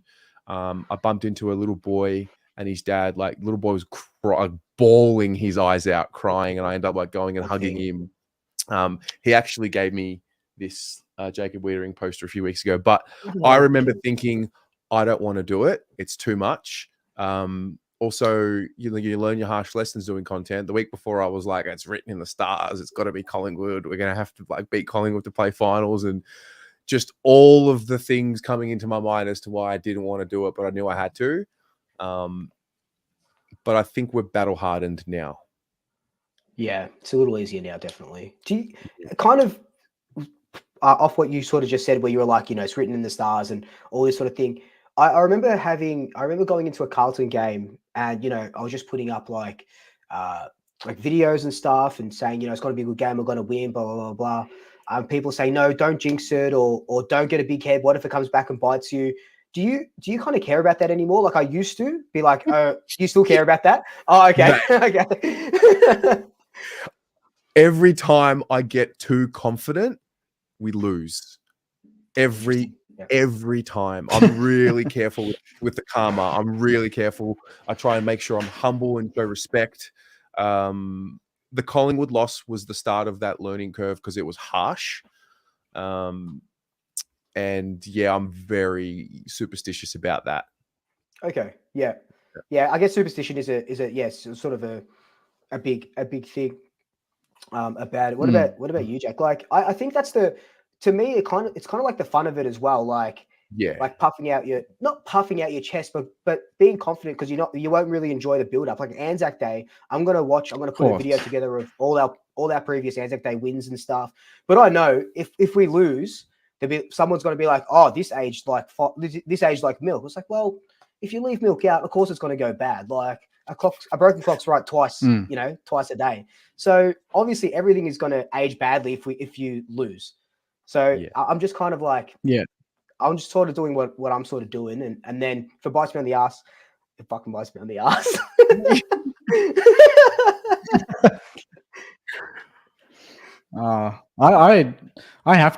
I like being confident because it triggers a lot of other AFL fans because they're not used to a confident Saints fan. Why do you go for the club? So from my point of view, I like it because I feel like Saints TV is a little bit of a disruptor sometimes. Like, how dare you think you can win this game? And then we do go and win it, or we don't. But it's like, I'm still going to go into it and back us. I believe we can win it. I'm not going in. People will say you're one-eyed, and that's like, what fan isn't? Honestly, like, are you joking? Yeah. Like, but I'm not going to go there and just say, oh, nah, we're Saints. We're a small club, one flag, whatever. That's a shit mentality, and that's what we want to get away from. So I want to be able to exude that confidence that hopefully will then kind of run through the rest of the supporter base and then the club as well. So I mean, it bites me in the ass more times than not, but you know, it'll come around one day and I'll look good. This week, Porter in trouble. You heard it here first. I like it. I like it. Okay. So just before we continue, did I glitch a lot in that period? Just once. A little bit, yeah. Just once? Okay, yeah, the internet's been a bit dodgy. It's all right, mate. We call that Joe's Wi-Fi here on Blue Abroad. All right. So before we get some people in to ask a question, I mean, maybe nobody will come in, but we're going to put the link in for those of you watching if you want to come and ask a question. We wanted to do a few things. Upset of the week, and also something that you're reading or watching that you want to talk about. All right, let me see. Upset of the week. What's the fixtures? I'm just going to go. I got the Saints, by the way. Absolutely. Who are North playing? North? I think Adelaide. Adelaide. Where? Here. I think here. Tassie. Oh, Tassie. this is Tassie, neutral ground. Yeah. Oh, you know what? You know what? I'm going North, baby. Really? North. I'm going North. They've been, you know, teams bounce back after a tough week, maybe after a tough 6 weeks. I'm going North. Really? Surely Adelaide can't keep going down the rabbit hole. Like, surely. It's just that it's at a neutral ground, and I reckon it's a sort of game where it's like Adelaide will find it hard to get up for it because it's not in front of their home fans. It feels like a pracky game, and they could possibly take it easy. And they're 1-5 now. They're only 1 win off North. Like, why shouldn't I think North are a chance when you think about it? That's so I reckon that's a fair. They're not going into it with red hot form, Adelaide. Yeah, that's true. Lucky to kick 8. Jesus Christ. My upset is I think West Coast are going to beat the Suns. I think they've got a nice bit of head of steam at the moment, and the Suns getting smashed by Sydney. West Coast are 2 wins already, so they could leapfrog a couple of teams. I don't think Brisbane beat the Giants, so they could leapfrog They could even leapfrog Brisbane. And Gold Coast. Shit. Yeah, shit. and Gold Coast, for all the good that they've done, they're still Gold Coast, right? They're still that one game where, kind of like last week, and I think it'll be this week. But yeah, T Mello makes a good point. No Harley Reid, but I still think they but I still think they get up. I don't mind that. Yeah, I would be shocked if the Saints don't get within a kick or 2 of Port Adelaide this week. Yeah. I would be stunned. Ross Lyon has a very good record against Port in Adelaide for some reason. Yeah?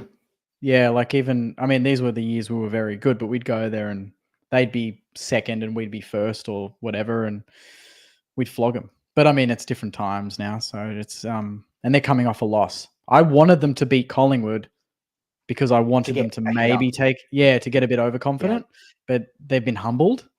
And when you verse a team like that that's humbled on their home deck and they see us as an easy kill, it's always a little bit of a tricky one. But I like it. Okay. I agree. Yeah. There you go. And something we're watching. Yeah, are you something outside of footy? You're watching something. It's a new Conan O'Brien documentary, but it's very good. It's 4 episodes and he travels the world. He basically has if you don't know who Conan O'Brien is, I think he's probably the best late night talk show host ever, and he's hilarious. But he does a podcast, and he does a segment where he gets people from overseas to call in, and it's just very, very funny.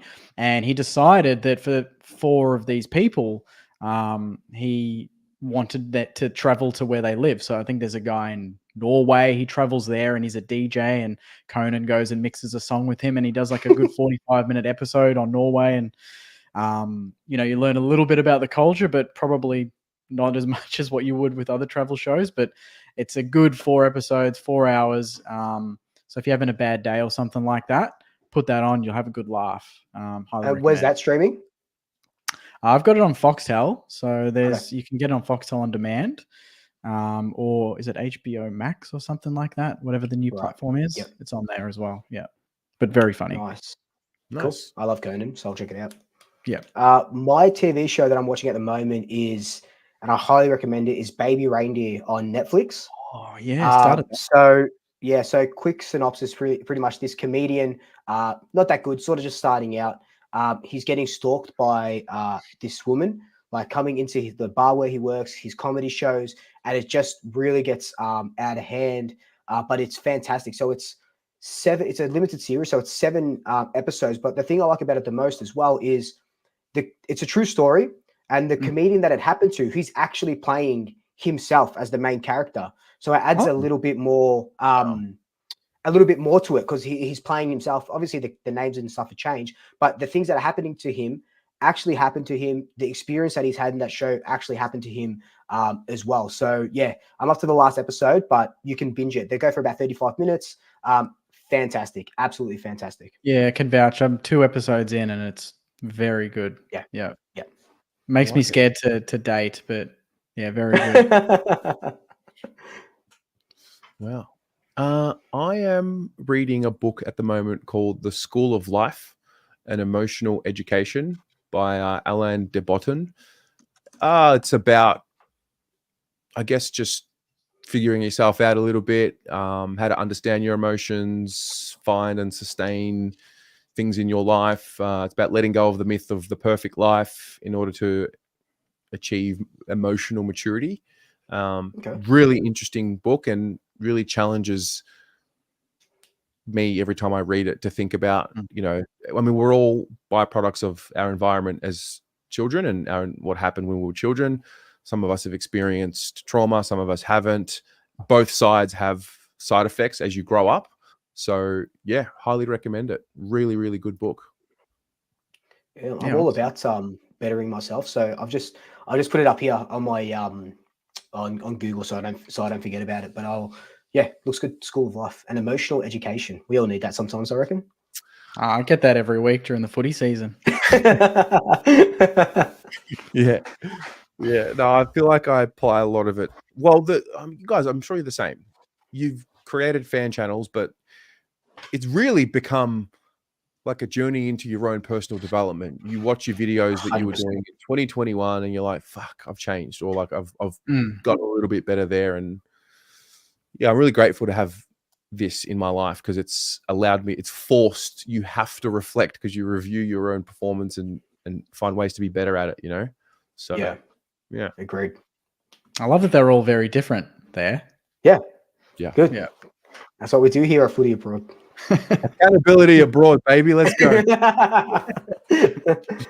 All right. This is what I'm going to do. I'm going to put the link in the chat. Boy. If anybody would like to come on and ask a question about anything happening in football or not, hit the link. We'll get you in, and we'll go from there. All right. Let's go. All right. Please make sure that you have a nice internet connection, well lit, and yep. All right. I've got Lucinda. Lucinda's a great Carlton fan. Hello, Lucinda. Hello, how are you? Great. I was how are changing you? rooms for the whole lighting aspect. Plus, the lounge room is uncomfortable compared to my room, so it's awkward. Yeah. How are you all? Yeah, we're good. Thank you. Very good, thank you. Yeah, I'm sorry, Luke. The Frodo stuff's never going away, just so you know. No, that's all right. Elijah Wood is a really good-looking man. So as long as it's about his looks and not about the height, we'll keep that. We'll keep that in. It's all good. Yeah, that's cool. Well, apart from like football in general, just with access to Carlton and Geelong, looking at Ticker Tack, it's not really clear if, the reserved away general admission applies. I mean, I know sometimes they reveal where and what levels like on the day, but I was just observing out of curiosity, and like I think last night it had a tab for general admission in blue, which I always take with a grain of salt because they've got level 1 to 4 anyway. So what I noticed was that went grey overnight, so I'm not sure what's going on there. But what I did notice is if people wanted to upgrade because they want to be on a different level and they're like myself, have a reserve membership, whatever ranking, even if it is like the concession one. This is just like a symbolic joke. The difference in cost is 17. So you know where I'm going with that little, amusement. But yeah, so obviously I've left a message with membership so they can wrap that up rather, and I can obviously report back if I find anything relevant. But I just found that curious. So that's a sort of relevance to this pending Saturday. I actually tipped the Eagles the last 2 weeks, so I'm not sure if me continuing Good luck. that Good is luck, counting as my upset or not. So Suns aren't exactly, going to let it go down, but I think the Eagles will be addicted to winning again and they might just get over the line there. But I don't think that counts as my upset because I think that that's a coin toss that no one saw coming in the last year or so. So, yeah, I don't know. An upset would be, I have no idea really, because like there's a lot of, it could go either way, basically. Like when I do my tipping, I always look at the previous 5, obviously most recent 3, because you can't really count like or like default interstate in 2021, etc. But you still look, and if it's like a tie or majority, like 2 of each, you look at the margins and all of that stuff. I might go a bit more overkill than most, but given I've tipped 100% several weeks, including round 1, which automatically lets you know that I didn't tip, certain upsets to go the way that people would have called them upsets, but I tipped them as my default, so Freo, etc. No, but aside from that, I just think that games are, on the day, and you can have the trend where a club is going, and you can have Carlton's first quarter and me counselling the PTSDs behind us who don't even want to believe at 3/4 time, and like, look, okay, Charlie's missed 4, but he can activate when he needs to, and and so of course the rest happened how I was trying to encourage them to feel happy about themselves, and we got what we expected. But I think that the Cats will bring it to us, but I think that's barring something, seriously not gelling with the team as a whole, I don't see us losing it. A 1 point bare minimum would be great, but I think we do it comfortably, really. So I've got like comfortably against the Cats. Comfortably against the Cats. Reckon, undefeated. I mean, I don't get mind games with undefeated per se, because we were 1 bad kick or a touch of the ball from undefeated ourselves. So, they can get unlucky too. But yeah, we'll have to. I say we, damn it. I mean, the players will have to work their butts off, and the coaching staff. But if the Carlton members are there, well, technically, our cheering is, an amplified element. So technically, if we work our butt off with that, it's sort of like a unison thing. But no, just with the abilities and what they've shown, especially with a, one could argue, bad start, in the first quarter of last week, and what we've been known to come back from. I mean, 30 to 40 point come from behinds has been at least 1 a year so far. Like I think it was Gold Coast last year or one of them, and then obviously the Brisbane thing. Hey, Lucinda. So, yeah, I just don't think it's a problem. Are you asking us about the Carlton game, and if you think we'll work? What's the question? Well, apart from the do like the add-on away games even get in, it's more like what margins do I think the 3 of you think we'd win by if it was to go our way? Okay, so we're not tipping we're not giving our tips, we're just assuming Carlton will win. Yes. Because I would tip the Cats, but hypothetically, if Carlton get up 15 points, that's realistic. Yeah. If Carlton get up, hypothetically, I think it'll only be by 7 points. I think it'll be a goal and a bit. Look, you could win by 1 point and still and still get I the mean, 4 points. you're beating the All that Cats, matters. so the margin doesn't matter. Doesn't No. matter. I don't think at the end of the day. Yeah. So And I reckon then, you guys are going to win the premiership by 20 points as well. While we're here, if it's all Yeah. hypothetical as well. yeah, well, yeah. Lucinda, I Yeah. think we'll get I think we're in for a close game this week. I think it'll be the Blues by a kick 6. So let's see how we go. Are you going to be there this week? I'm going to try my hardest, but like I said, I have to get in touch with Icon and find out how. But I think worst case scenario, a draw would be ironic, but obviously a win. I think I don't know. I just feel that we'll do it, however we do it. And that being said, if next week. Oh, is she here? Hello, you there? Yeah, I'm here. Yeah, so I'm not expecting a blowout or even whatever, but if they give it to us, we can just laugh next week. Yeah. Cool.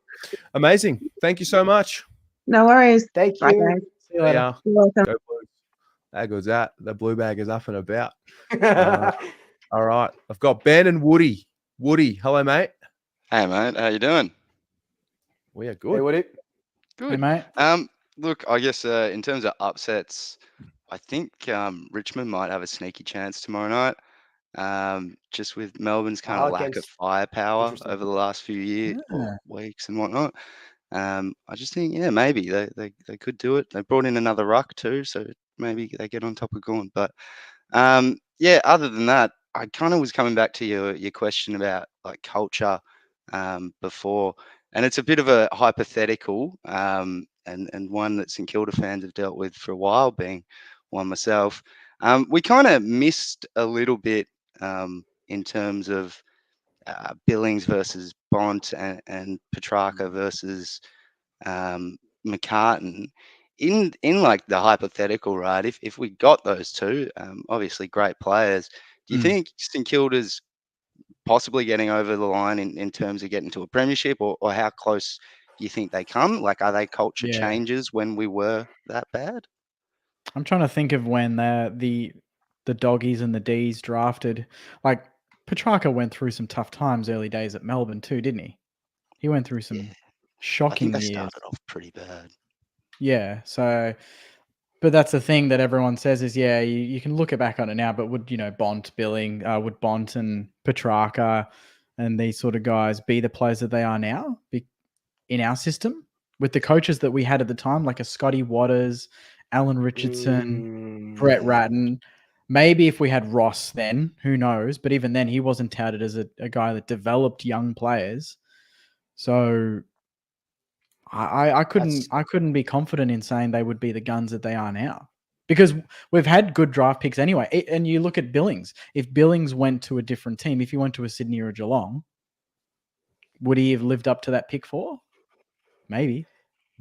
It's and that's Woody. That's such a good question, and it's kind of like what we were talking about, where we sort of we only look at a little bit instead of the sort of bigger picture in the AFL world. We say, Kangaroo should have drafted Logan McDonald instead of whoever they picked with pick 2. Logan McDonald might not have changed. He's doing so well in Sydney, but he's learnt off Buddy. Imagine learning off a 1,000 goal goal kicker. Who would he have learnt off at the Roos? Larky. It's all about, and Terry said it as well, it's all about system and culture. Carlton brought in 3 number 1 draft picks or whatever it was in a row, but until they had Judd, that's when he sort of started putting him under their wing and going. So Petrarca would be amazing at the Saints, but I don't think there's anyone there that could have pulled him by the scruff of his neck to whip him into shape. Still would have been a great player. Oh, for sure. They'd still be guns. Probably not the Brownlow sort of favorite. Eventually, maybe, but the Demons and he was with Brayshaw as well. And Goodwin, and was he under Paul Roos maybe at one stage as well? Definitely would have been. Yeah. I think it's one of those ones where maybe you pull both and you get enough out of the two backing each other. But I mean, as you said, it is culture. It's a lot of different pieces that make a football club, and I don't know if just 1 or 2 players can really turn it around, and if they do, it generally is on the back of them helping change the culture. and the whole group kind of lifting. So yeah, I guess that was where I was wondering if you guys thought the same, and kind of feels fairly similar in some regards. Tez, do you have any different thoughts? I echo what's been said. I think having supported a club that just couldn't get the culture right for too long, at board level, on field, off field, misalignment, so much talent. I mean, us fans were almost tortured just with, we thought we were better than what we were. We thought our players were better than what they were. And now we're in this really weird spot where we like, I mean, I know Cripps had an amazing game on the weekend, by the way, and, you know, the numbers look great, but we really enjoy when he has his 25 and, you know, 16 of them are handballs, and gets his teammates into the game a little bit more than when he has to put the cape on. So we had issues with our development of players. We didn't have development stories. I don't know what the story is like for you guys at St Kilda and Collingwood. Like, would you say your development programs are good? Like, do you see guys that are not highly touted picks that come through and within 3-4 years they're playing regular footy? Because I think that's been a big part of the Carlton story. You know, Matt Always is one. Brody Kemp's another one. We've got quite a few that have come through the VFL for the first time. So, I mean, I think for us at least, Cal Wilkie, Jack Sinclair, Rowan Marshall, 2 of which are all Australians, all rookies. And then you go, Rowan Marshall could be all Australian. That's off the rookie draft. So not bad there, but more mature age too. So they've probably come in as an adult and not as a kid, but I wouldn't back our development up until maybe 2021. Now I trust it. Yeah, I tend to agree. I think there was kind of a bit of a shift in culture at St Kilda, maybe around the kind of the hub sort of thing with that sort of stuff.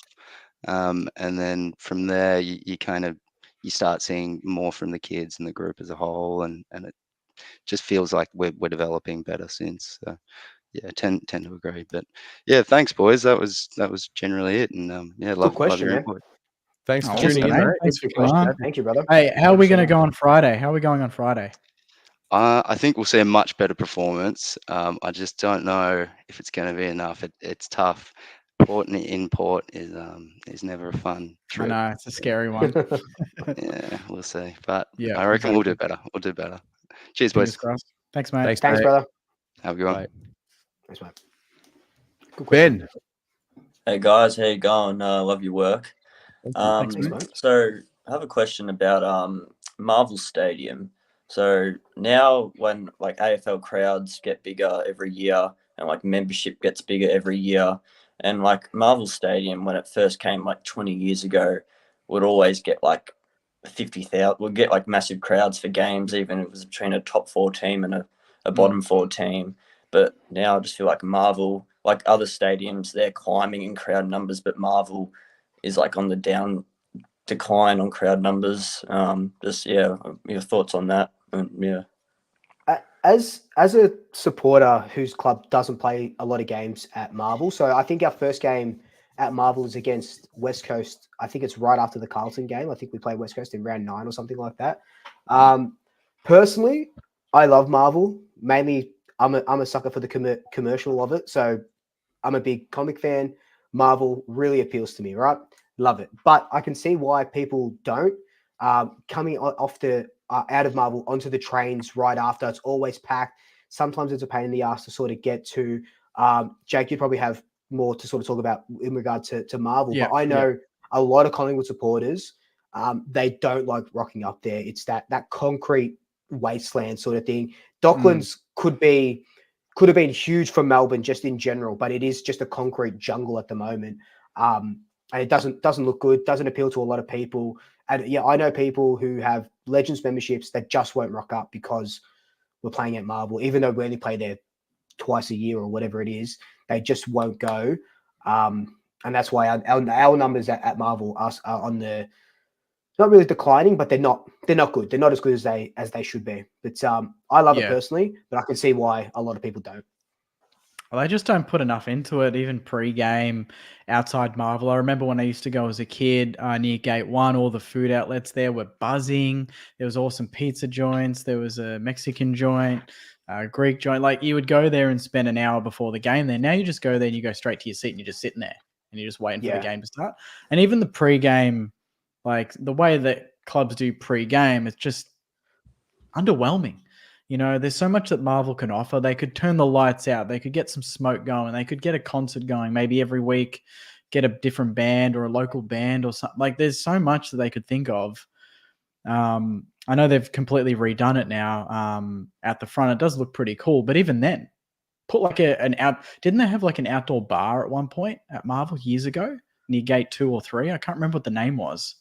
But there was a bar there. I think you're right, yeah. Yeah, and that's gone, I'm pretty sure. There's, pre-game functions. There's not many of those anymore.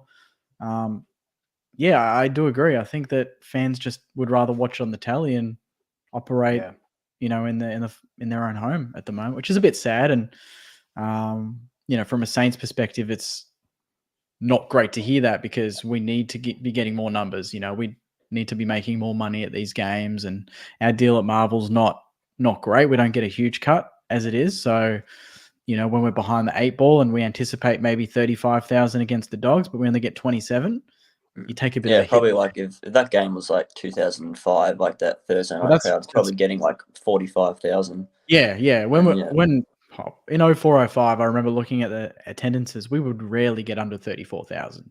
And memberships would have been way lower as well. Way lower as well. Great point. Yeah. Whereas now we're at a record high at nearly 65,000 for a small club in Victoria, and we're getting 28,000. It's some of it is because of the team's performance, obviously, but then some of it is just the general sort of experience that you get when you go to Marvel. The MCG, you're right near Richmond Station. You're right near a bunch of awesome bars and restaurants. You make it a whole night. At Marvel, you go to the footy, you watch the game, you leave. Yeah, I agree. Have you seen the new bar on level 2? The new bar with like the pizza restaurant there. I saw it for the first time this week against the Giants. My take, that whole precinct, the whole redevelopment, it just looks like it's all on top of each other. Like, I guess with the MCG, there's the walk and you see the stadium, whereas with Marvel, you don't quite get that. From the Carlton point of view, I mean, when you got 46,000 gorillas screaming and like it's echoing, it can be fun. Yeah. But having said that, there's nothing like the MCG. It's tricky because opening the roof would probably give Marvel a little bit more soul. But I know that they don't want to do that because of like it doesn't look good on the broadcast if the sun's out. But I think for a twilight game, particularly in the first 2-3 rounds where the weather's still pretty good, I think a twilight game at Marvel or a nighttime game at Marvel with the roof open would really give it something else. I agree. They could really turn. Honestly, Marvel should just be very Americanized with how they. Jake, you make a good point with like the bands and stuff. It's the AFLs now, right? So they own it. They could really change it into like almost like a party, like it should be. It should almost be a rave every time you go there. It is. It really it suits the Docklands at the moment because, like I said, the Docklands is a concrete jungle, and that's what Marvel sort of feels like. I only go there like twice a year, so I can't really attest again to sort of the ins and outs of it. But when I go there, it does feel like, man, this could be a lot better. Could be, like you said, Jake, more stuff around it. It's just, I think it's fun. I think it could be better. Is Marvel Marvel's the only stadium where footy's played on a closed roof, right? In the country? Yep. Is that right? Yeah. Footy's not meant to play. Footy's not meant to be under a closed roof. It's not. Nah. Oh, actually, aren't they trying to? They're trying to build a roof on the Tassie Stadium, right? That's the point of contention, I think, as well. Where are we going? A perspex roof. Just don't have a roof, bro. If it's got to be fucking perspex. I mean, our win loss record is significantly improved in outdoor arenas. So you make a good point there. It's a really good question. I like it. Yeah. All right. Cheers, guys. Good luck, Tez, for the good luck, Tez, for the weekend. I'm a Cats supporter, but I wish you good luck. So it'll be a great game, mate. No doubt about it. Man. Yeah. Cats supporter. Yeah. Thank you. Thanks, mate. Good on Cheers, you. guys. See you, mate. See ya. All right, got one more. Cody. Oh, hello, Cody. Hey, boys. How are you? We are good, mate. mate. Hey, Cody. How are you? Good. Yeah, I'm in Auckland at the moment, so it's actually is footy abroad.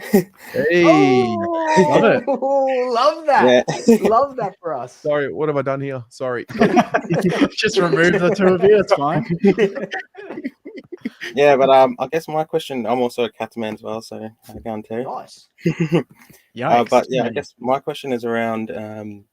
Like I hear Chris Scott talk about process a lot when we're talking about footy, and I guess for me, like Collingwood right now, how I think about them after the premiership last year is that they're a better side than their win-loss says.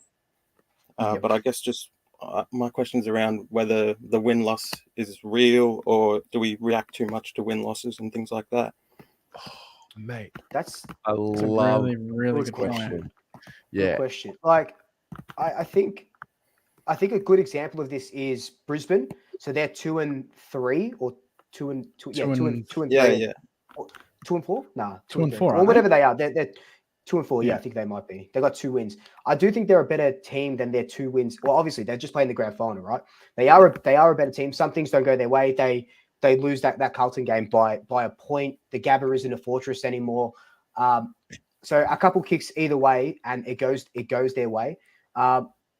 The win-loss as well, and the ladder positions, real with the opening round, just real stuffed up for the first 6 rounds with all the buys and stuff. So, but there are a couple of teams, like even maybe not like Fremantle against West Coast, but prior to their West Coast game, they lose a couple of games by a couple of kicks. That would sort of mean that they're better than their sort of win-loss in a sense, theoretically. But yeah, Collingwood, I feel personally as a Collingwood supporter, I feel we're probably one game better than our win-loss is saying. And that game obviously was against the bloody St Kilda. Shouldn't have lost that game, but it is what it is. It's the same with us, though. It's the same with us. We're going into last week, all of our losses were under 8 points. Yep. So it's like, yeah, we were 2-3, but it's like, and even now we're 2-4, but we could have easily been 4-2. Exactly. Like I didn't foresee us beating Collingwood, but I didn't predict us losing to Essendon. You know, so we kind of dropped one and then we gained one. So we're probably where we deserve to be. 3-3, I would have predicted pre-season, but we're 2-4 now. So one game off where I think we are. So I think we look a little bit worse than what we are, just based on last week, if I'm honest. Because I guess the Cats are 6-0 right now, but I kind of see Carlton and those other teams kind of above us, even though we are that 6-0. Yeah. There's a few angles with your question. The first one about like the win-loss record. At the end of the day, it's skewed because we've all played pretty much 6 different teams at different phases of their season. And I think, I've learned for sure, you got to wait until the last siren of the last game to know where you actually finish up. We were 8-2 2 years ago, and it looked like we couldn't not play finals, and we didn't. And then last year we were, we lost 8 of 9, and we looked like we couldn't even get out of the bottom 4. So there's that. And then there's the chat about process and outcome. I think with everything, I definitely feel like over the last few years, I don't know if there's a moment in time for me, but I've definitely learned to enjoy the process more than the outcome, because I think you just do your head in if you draw conclusions after each game. Last week, the Carlton fans were blowing up. I got messages from Carlton fans last week saying our season's over after we lost to Adelaide. And it's like the balance of bad loss, butchered the ball, okay, but we've got 15, 16, 17 more games to go. Like you kind of got to enjoy the process. Yeah. If you get too caught up in outcome, you will not enjoy the season, No. It is funny because I remember in 2022, we played Collingwood early in the year, I think. Maybe round 3, something like that. No, first round, opening round. First round. Yeah. Oh, was it 2022? Maybe it was 2022. I think we were losing that game by a lot. Oh, you're talking. Yeah, sorry, you're talking about. That was that might have been round 5 or 20. Something? Yeah, that might have been 2021, maybe. Yeah, we were up by 5 goals, and then you guys just fucking turned it on, and it was. I remember nuts. in that game, it was the third quarter. We were down by a lot, and I'd said I give up on this season. Basically, gave up on the season. I think it must have been 2022 because I remember we won later in the year, and I was like, I guess the outcome just in that moment you react, but I guess it is a process thing at the end of the day. And especially like you come from you're a Geelong fan, right? So you should know that your team doesn't like to stay, like you don't stay down for long. You guys will come back. You guys have that culture. You'll fight. You're not down for long. You know, it's different when you're following a team that has a history of that, but there's no sign of that at any point in the last 20 years from your team. So there's no reason for you to jump the gun like that. Yeah, I guess though Geelong had been around the mark for a long time before we won the premiership, and I guess I thought it would be another year where we were like that. And then you go on and win the premiership, right? By 80 points. Mate, all right. Get him off. Get him off. All right. I'm feeling sick. All right. It is quite funny how at the end of the day, the most important game is your next one. That's the most important game. And then, you know, great wins happen, bad losses happen.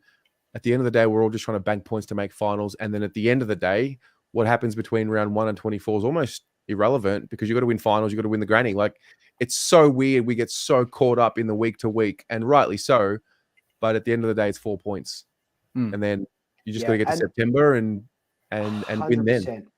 Yeah. And Craig McRae says it the best. And I love him so much. So he just says, it doesn't matter if he said it last week. He said it specifically for last week. It doesn't matter if you win pretty or if you win ugly, especially in the start of the season. All you're playing for is 4 points. All you need to do is qualify. 14 wins is going to qualify us for. We can qualify 8. We can qualify first. As long as you qualify for finals. And then, you know, and he said it right after the grand final as well. Next year, so for this year, it's just even playing field. We start at 18th again. We don't get extra 4 points because we won the premiership. So the process starts all over again. And you're right, Terry. It's all about the next game. It's all about just the 4 points. It doesn't have to be an 80-point win every game. You know, it could be a 5-point win against North Melbourne. And it's like, oh, but you played ugly. But yeah, we got the 4 points though. And that's all that matters in the end. And that's you trust the process until that fucking last kick in September. Yeah, spot on. Amazing. Great question, Cody. Really like that. Thanks, boys. No worries. Thank you. Thanks, mate. See ya. All right. Wow. What have we done? I don't know. Uncorked the genie. 2 hours, pretty much. Yeah, 2 hours. I didn't ask if you guys had time, but yeah, I guess we're here now. I should have a bit of time today. Yeah. Wow. Any last thoughts, questions before we wrap up? That was great. I can't believe it's 2 hours. That was good. It flew by.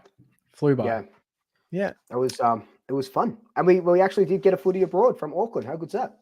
We did. Yeah. I really like the fan cams. I think that's a nice little element that we could add to the show. Jake, great call. Great call. Yeah.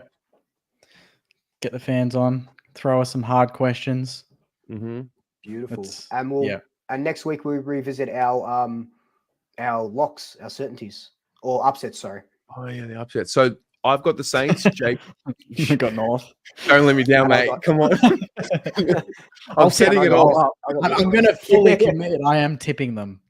So I'll go all the way. So I've got the Saints, Eagles against the Suns. The Eagles, and Jake, you've got North against the Crows. We should maybe from next week we'll put a little something on it. That'll be a little wager. Yeah. Done. Is everyone in the comments saying I'm absolutely cooked if I think North are going to win? No. They probably agree with you. Seeing how Adelaide's the comments are polite. This is nothing. Absolutely nothing. I keep getting asked about Ollie Houghton, don't I? How is he progressing? Oh, what is Ollie Houghton's story? He's kind of at Sandy, not really banging the door down for a debut at this point. So he's probably behind a few others in the pecking order, especially with Garcia and Filippo and Owens going through the middle. So he's probably going to have to just put a bit more of a body of work, I'd say, together in the VFL to earn his chance. Yeah. Amazing. Oh, Luke, I actually have a quick one for you. My draft team, we're in all sorts, mate. All sorts. All sorts. We picked up Lockie Schultz. He was on the waiver. I know he's a good player. Do you, like, for AFL fantasy context, can he average like 70 points a game? Or is he not that? Not for fantasy context. No way. No, he You screwed up there, mate. I got it so wrong. If your fantasy was about how is Collingwood's system with him, amazing. Amazing with him, but not fantasy wise. Who else you got? Got Max King. Fucking Max King, mate. Come on. He'll be back. He'll be back this week, mate. Don't worry. Who we've got from the Saints that has been unbelievable. Wilson? Riley Bonner. Averaging Riley Bonner. 90 plus. Yes. Shit, yeah. Yeah. Burns, Bonner, and Max King from the Saints. And they were all, I was really heavy on the first two. I rate Bonner and I rate Burns. Because I rate Burns because of you, by the way. I've heard you talk about him a bit. How's he going? What's he ranking? He'd probably be about 50, 60, isn't he? He goes like 65, then he goes like 95. 65, like he's but that's okay. Yeah, he's a form. He's a team. I'm looking at Lockie Schultz, and he's averaging about 60, 61 at the moment. So he's not far off. Mm-hmm. And that's without he's only gotten over 70 twice though. Yes. And we've had him for 2 weeks. And around 50. Yeah. So you would have got the 56 and the 71. Yeah. He probably kicks a couple of goals this weekend. Might be a big stage for him, but I think I'd pass on him. He does too many things off the ball that don't get counted. Yeah. Well, when Finlayson got suspended, we had to pick up someone off the waiver, and Schultz was there, and I just thought he's going to get better as the team goes on. Josh Dacos has been chef's kiss. Yeah, of course. So, my boy. Yeah. Awesome. Lads, thank you very much. Ladies and gentlemen who are still tuned in 2 hours later, thank you very much. We'll see you next week. See you then. See you then, guys. Bye, everyone. See ya.